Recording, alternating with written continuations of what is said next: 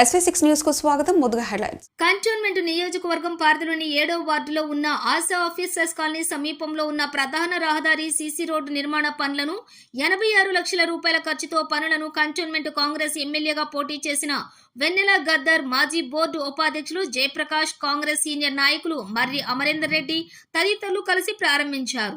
ఈ సందర్భంగా కాంగ్రెస్ ఎమ్మెల్యేగా పోటీ చేసిన అభ్యర్థి వెన్నెల గద్దర్ మాట్లాడుతూ కంటోన్మెంట్ కు రావాల్సిన బకాయిలు రాష్ట్ర ప్రభుత్వం నుంచి 45 కోట్లు ఇటీవల మంజూరయ్యాయని, అందులో భాగంగా వివిధ అభివృద్ధి పనులు కొనసాగుతున్నాయని, ఇటీవల ఉపాధ్యాయ విద్యా శిక్షణ కేంద్రాన్ని బొల్లారంలో ప్రారంభించారని, అదేవిధంగా బొల్లారంలో ఆసుపత్రిలో పలు అభివృద్ధి కార్యక్రమాలు కూడా చేపడుతున్నారన్నారు.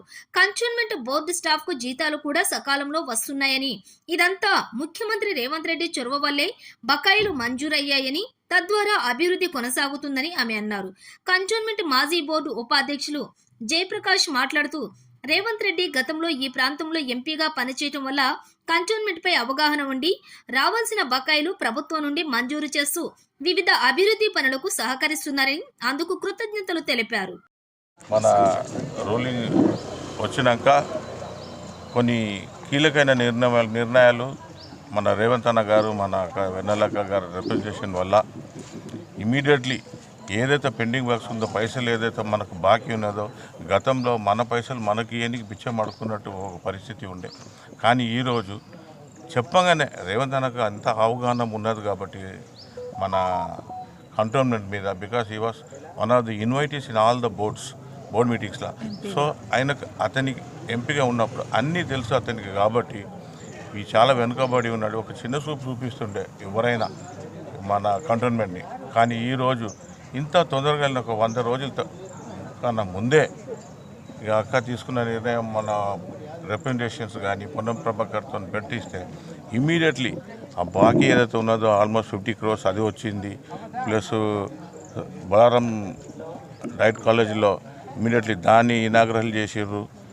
ఇవన్నీ ఎంత ఫాస్ట్గా నడుస్తుందంటే ఇంకా కొన్ని వర్కులు ఉన్నాయి. ఇక అక్క ద్వారా మేము పెట్టి అన్నీ శాంక్షన్ చేయించుకుంటాం. దీనికి నేను మన రేవంత్ రెడ్డి గారికి, పొన్నం ప్రభాకర్ గారికి, వాళ్ళ మధుకర్ నాయక్ సిఓ గారికి కృతజ్ఞతలు చెప్తాను. ఒక మంచి రోజులు వచ్చాయనే నిదర్శనం మనకు కనిపిస్తూనే ఉంది.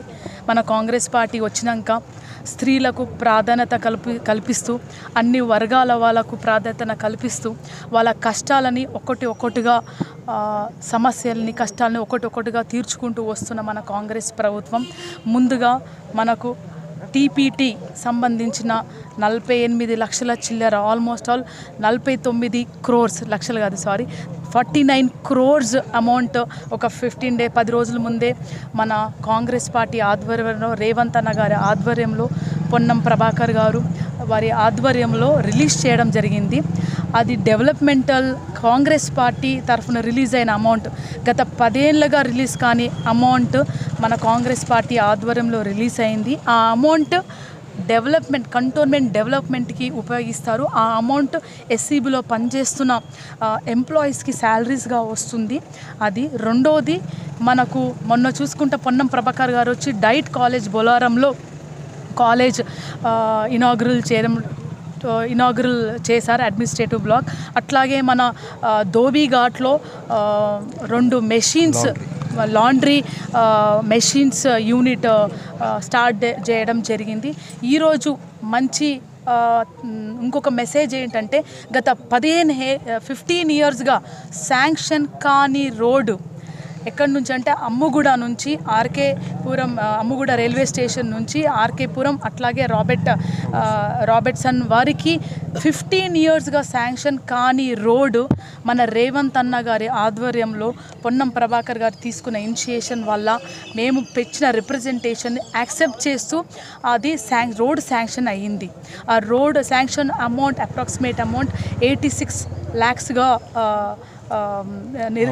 ఆమోదించబడింది. సో ప్రజలకందరికీ ఇది ఒక మంచి